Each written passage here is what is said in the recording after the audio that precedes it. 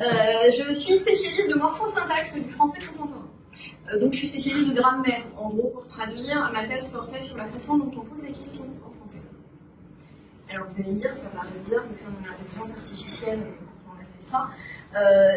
Le truc, c'est que j'avais envie de travailler, parce que quand on travaille en linguistique, puisque c'est ça l'intitulé complet de mon doctorat, linguistique et phonétique générale, on cherche à travailler sur des données qui ont été prononcées par des vrais gens, dans des vrais contextes, avec des vrais mots tels qu'ils l'utilisent. Je citais un exemple d'apprentissage tout à l'heure. Il se trouve qu'aujourd'hui, les systèmes de reconnaissance de la parole ne sont pas du tout normatifs. C'est-à-dire que si vous faites une grosse faute de français, mais qu'elle est techniquement plausible et apprise dans votre apprentissage, le système n'a aucun problème avec tout ça.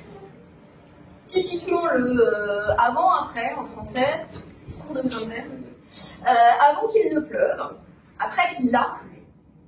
Pourquoi? Parce que c'est l'indicatif, vous l'avez vu, la pluie tombée. Vous n'êtes pas obligé de mettre du subjonctif. Aujourd'hui, 80% des Français vont dire après qu'il ait plu. Bah, sauf que vous l'avez vu, la pluie. Généralement, vous l'avez prise, donc et pourtant, les gens mettent du subjonctif. Et à force, dans l'apprentissage, comme on voit beaucoup plus après qu'il ait plu, j'arrive pas à le faire, c'est grammairienne. Et bien, quand on le prononce, le système écrit. Alors vous allez me dire, qu'est-ce qui se passe si effectivement le locuteur respecte le français et dit après qu'il a plu? Il se trouve qu'acoustiquement A et E dans cette suite-là est suffisamment différencié et discriminant pour que le modèle acoustique s'en sorte sans problème. Donc on a le droit de lire les deux. Mais du fait de l'apprentissage, on va apprendre quelque chose qui est incorrect, on va dire quelque chose. Et c'est l'usage, et on peut le regretter, et on peut vilipender tous les locuteurs, mais des fautes de français. Il y a aussi des mots nouveaux qui intègrent la langue. Il y a des structures nouvelles, il y a des façons de parler qui sont liées. On dit en général qu'une génération, c'est 30 ans. Donc, typiquement, il y a une différence dans vos familles, dans le français que vous utilisez au quotidien. Et donc, j'avais envie réellement, pour revenir à mon propos, de travailler sur du vrai français prononcé par des vrais gens. C'est pour ça que j'ai fait ma thèse dans un laboratoire d'informatique, qui est le laboratoire dans l'informatique de l'Université du Maine, qui s'occupe, entre autres, de traduction, de reconnaissance de la parole et de reconnaissance du locuteur. Ce qui fait que ceci menant cela, j'ai fini par préparer les données de mes collègues, et quand on prépare des données, bah, à la fin on va les voir en disant en fait ces résultats, ça donne quoi? Parce que quand on s'embête à les préparer, on veut savoir ce qui se passe. Et donc j'ai appris à faire des systèmes de reconnaissance de la parole et à travailler en amont sur la préparation des données, éventuellement à faire des systèmes ou à changer des choses dans le système pour qu'ils correspondent davantage à la cible que je veux transcrire, et en aval, récupérer les erreurs parce qu'il y en a encore, et essayer de comprendre si c'est parce qu'on n'a jamais appris le mot, si c'est parce qu'il est phonétisé bizarrement, parce que le locuteur l'a prononcé bizarrement, parfois c'est le locuteur qui fait des choses. Et donc j'essaie de comprendre comment améliorer ces systèmes. Tout en restant RGPD compliant. Tout le reste, comme je le disais, comme je vais le dire, il y a parfois, contrairement à ce qu'on entend beaucoup, tout à fait moyen de faire un système de reconnaissance automatique de la parole avec 500 heures d'audio. Vous allez me dire 500 heures c'est beaucoup, mais c'est à la fois très peu. Pensez à toutes les heures de réunion que vous faites par an. Le monde va aller assez vite en compte. Et donc, tout ce qu'on entend sur oui, mais moi je veux du réseau neurone, je veux du end-to-end, on va l'entendre, je l'ai dit, à la fin, c'est parfois ce qu'il faut faire quand on a la possibilité, et par les données, et par la cible que l'on cherche à atteindre, de le faire pour poisson privé, je n'ai absolument rien contre. Mais parfois, ça ne correspond pas à ce dont on a besoin, ou alors qu'on n'a pas suffisamment de données, il faut bien débrouiller autrement.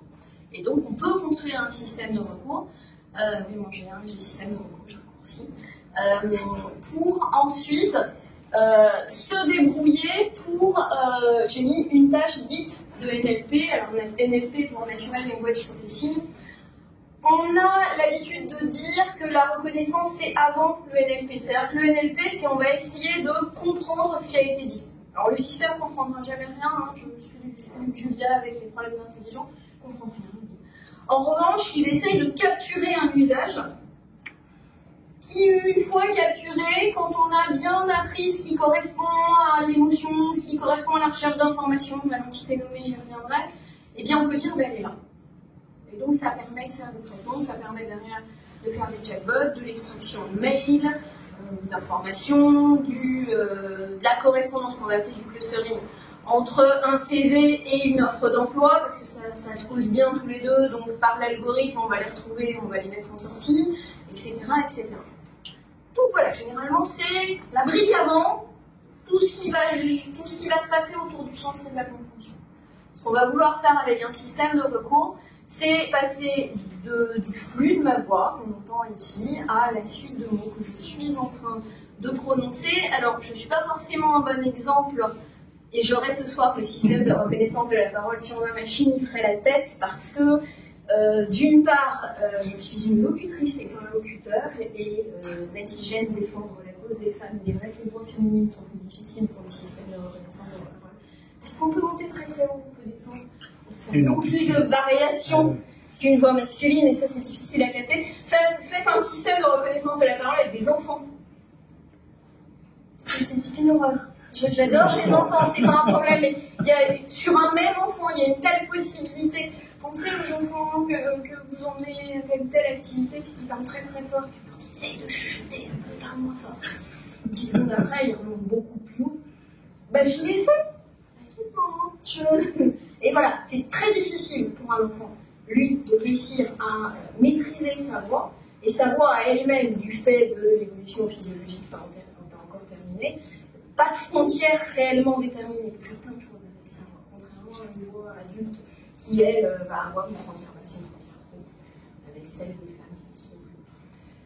Donc voilà, on essaye de faire un système de reconnaissance de la parole, et on a plein de choses comme ça qui rentrent en ligne de compte, et comme vous l'aviez avant, alors moi j'appelle pas ça les bases de phonétisation, moi j'appelle ça un dictionnaire de phonétisation, mais c'est pareil.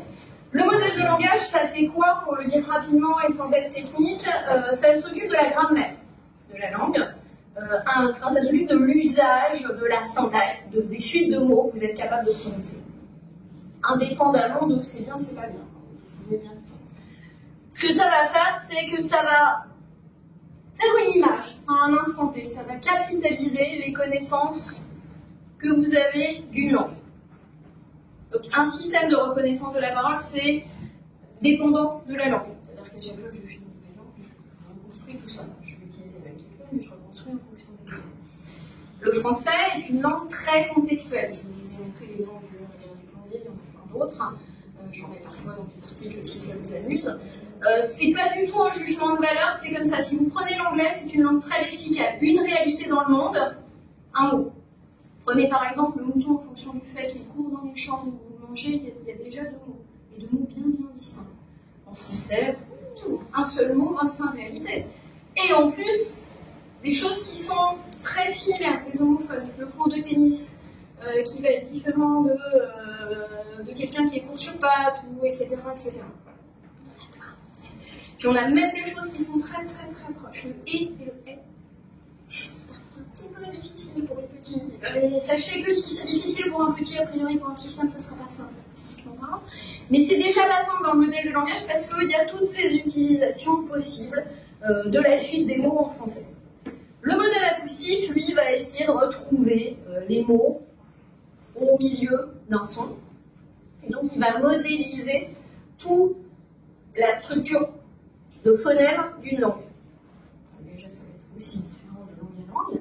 Et puis, on va avoir des joliesses en français. Alors, je n'ai rien contre le français, mais pour le coup, on n'est pas aidé, puisqu'on a ce qu'on appelle la phonétique. On vous a appris, quand vous étiez petit, qu'un A, tu fais A, et puis vous avez parfois joué avec vos mâchoires, puisque vous avez ce qu'on appelle le système vocalique et tout l'appareil phonatoire en fonction de votre respiration, de la position de votre langue. Vous faites vous arracher une dent et puis vous allez voir que les phonèmes sont assez troublés. C'est pas juste dû à la douleur, c'est parce que l'air passe pas de la même façon et que d'un coup ça devient compliqué. Et ça c'est les phonèmes, et puis d'autres donc la phonétique, et puis vous allez avoir la phonologie, c'est-à-dire les sons en contexte. Un exemple que j'utilise souvent, mais de sein. C'est facile, c'est 3 syllabes. Mais de sein. Et ben dites-le vite à l'intérieur d'une phrase et vous verrez que le D devient T. Médecin. Et il y a même chez certains locuteurs où le T disparaît quasiment. Il y en a plein qui sont comme ça. Prenez les accents. Je me plais à dire souvent, et ça rejoindra mon dictionnaire de phonétisation. Alors le dictionnaire de phonétisation, qu'est-ce que ça va faire? Ça va en quelque sorte rassembler le modèle de langage et le modèle acoustique, puisque ça va vous permettre d'avoir à chacune des entrées suite de lettres, toutes les prononciations possibles en suite de sons. Et je dis toutes parce que vous avez des accents. Pensez à nos amis du Sud quand on lance avec des partout. Toutefois, c'est deux formulations parfaitement valables. Alors si derrière vous prenez la marque de téléphone chinoise que tout le monde prononce H-U-A-W-E-I, que tout le monde prononce de manière différente, je crois que dans mon dictionnaire de phonétisation, j'ai une entrée graphémique, donc une suite de lettres, 25 phonétisations. Je ne dois pas toutes les avoir. Et parfois, on a envie, parce que la cible, on sait que la cible, c'est pas comme tout à l'heure la thermodynamique des fluides, mais ça va être des locuteurs qui sont tous du sud de la France parce qu'on décide de faire un sous-titrage pour le journal local télévisé du coin. Eh bien, Peneux, qui s'écrit quand même P-N-E-U, celle-là, il faudra quand même un jour qu'on me l'explique. Je connais énormément de Marseillais, ils n'ont jamais réussi à m'expliquer. Il n'y a pas de E, hein. Peneux, j'ai jamais vu E. Pourtant, en phonétisation, j'ai forcé le dictionnaire. Parce que sinon, en suite de mots, même en disant je suis allé chez mon garagiste, il m'a changé les pneus, vous ne pouvez quand même pas laisser place à autre chose, parce que quand vous réfléchissez à la phrase, il y a quand même peu de chances qu'il y ait d'autres mots que ça. Et votre système, il ne voulait pas l'entendre, d'une certaine façon, si je le personnalise. Du jour où j'ai autorisé dans le dictionnaire de phonétisation l'entrée E derrière le P, derrière le phonème P, très bien, ça marche tout seul. Avec un locuteur qui me prononce. Donc c'est ça, un système de reconnaissance de la parole, c'est 3 bases de connaissances. Modèle de langage, modèle acoustique, dictionnaire de phonétisation, qui vont s'articuler pour, à l'intérieur d'un flux audio, réussir à retrouver les mots. Ce qui n'est pas facile du tout. Non, c'est compliqué parce que parfois... La construction est déjà complexe. Et puis, le français est une langue complexe, vous pouvez avoir... ça m'est arrivé d'essayer de faire de la reconnaissance de la parole pour des gens qui sont en sortie de métro... Prenez la station Georges V qui a une double entrée, et ce qui fait que le vent s'engouffre, ce qui fait que sur ma voix, il y a un espèce de en permanence. Et donc il faut être capable, avec le modèle acoustique, de gérer mathématiquement, on gère avec des HLM, GMM ou alors avec des réseaux de neurones, de façon à réussir à retrouver dans le son ce qui est de l'ordre du phonème de parole par rapport à ce qui est de l'ordre du bruit, quoi, du bruit ambiant. Alors vous allez me dire, un bon acousticien, ils vont travailler le son et puis on n'en parle plus. Oui, alors d'une part, ça peut être très très coûteux de faire tous ces traitements-là sur le son et ça peut le dégrader. D'autre part, parfois non. Il y a quand même une vraie limite. Pensez à votre propre oreille, ou si quelqu'un vous appelle en étant dans cette fameuse bouche de métro, même votre cerveau va avoir du mal. Il y a un entremêlement du son qui n'est pas facile à désambiliser. Et puis, de façon à pouvoir apprendre. Non, c'était bien trop compliqué. Je suis bien passé. Ah ouais, non, c'est je plus trop. Vous avez, pour apprendre un SRAP, en général, j'ai l'habitude de dire qu'il faut 500 heures d'audio. Vous allez me dire, vous êtes mignonne, avec ça vous construisez votre modèle acoustique, mais le modèle de langage, vous faites avec quoi? Alors, soit vous avez la chance d'avoir quasiment la transcription de ce qui est dit dans vos audios. Parce que c'est des conférences TEDx qui sont sous-titrées, vous pouvez récupérer les sous-titres, le son. Parce qu'il y a des tas de raisons qui arrivent parfois, où on arrive à récupérer le son de ce qu'on a dit. La meilleure des solutions, alors pas forcément pour les 500 heures, hein, je vous rassure, il y a des choses à faire, il y a de l'alignement forcé, si certains veulent me poser des questions, évidemment, avec plaisir, on force mathématiquement des modèles en lui disant que tu coupes à chaque fois qu'il y a beaucoup de pertes. La meilleure solution, qui n'est pas forcément la moins coûteuse par contre, c'est de faire appel à un gentil humain transcripteur. Et n'en déplaise à certaines publications que je vois sur internet, c'est pas un petit job ou un mécanicateur, c'est infiniment plus complexe que ça. Vous demandez à un gentil transcripteur de travailler sous un logiciel dédié. Il y en a plein, il y en a des gratuits, celui-là est gratuit. C'est pas au moins le problème d'accès au logiciel. Et vous lui demandez de transcrire manuellement la parole, de faire ce que fera un jour le système tout seul. C'est-à-dire que sur le fichier son, vous voyez ici, alors je l'ai grossi pour que vous voyez, mais il y a moyen de l'étaler plus parce qu'on va essayer de couper en segments de parole et les réattribuer au locuteur. Alors là, je me suis fait plaisir, je vous ai mis une transcription qui est en plus à noter et commenter, c'est-à-dire que c'est une transcription. Alors déjà, qui est libre de droit, ce qui, quand on parle de données et de corpus, est déjà un truc qui est plutôt sympa. Donc j'ai pris ce que j'avais. Mais qui est en plus balisé, c'est-à-dire qu'on a des choses entre parenthèses que le locuteur a gentiment mis en balise entrante et fermante, qui me signalent le caractère spécifique du mot prononcé. Alors c'est quoi les caractères spécifiques des mots prononcés? Eh bien parfois ça peut être un faux départ. Je voudrais, enfin non, je voulais. Je voudrais, c'est un faux départ. Vous avez réalisé acoustiquement quelque chose qui était votre pensée. C'est architecture toujours au fil de son énonciation. Vous réfléchissez, en parlant, en lisant votre suite de mots, mais parfois vous vous rendez compte d'un léger décalage, parce que vous parlez plus vite et que vous avez des choses compliquées à expliquer, par exemple, et vous allez me faire un joli qui montre que votre pensée quelque part s'architecture et que la parole va un peu vite et que donc vous comblez les blancs. Vous avez aussi, et là c'est ce qu'on voit, ce qu'on appelait tout à l'heure, des entités nommées. Alors les entités nommées, c'est ce qu'on appelle un mot référentiellement ancré dans le monde. C'est pour la définition de linguiste. En gros, ça correspond à une entité que tout le monde est capable de s'imaginer. C'est un quasi nom propre. Si je dis maman, c'est pas un nom propre. Mais moi, je vois l'image de ma mère. Et chacun de vous, dans vos têtes, vous voyez l'image de votre maman. La Maison Blanche, c'est une suite de mots où on pourrait croire que, mais elle est à ce point entrée dans le vocabulaire que vous faites référence à un mot en particulier.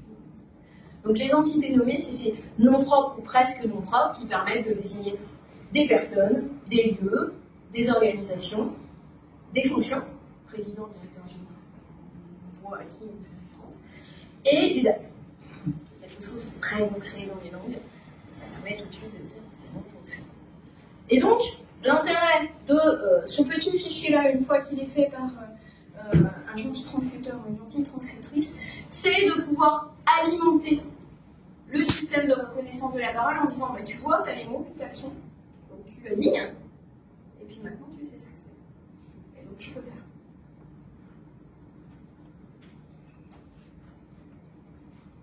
Mais c'est sûr, alors je vous ai mis, je vais résister. Avec les poules. Oh, les poules du couvent court.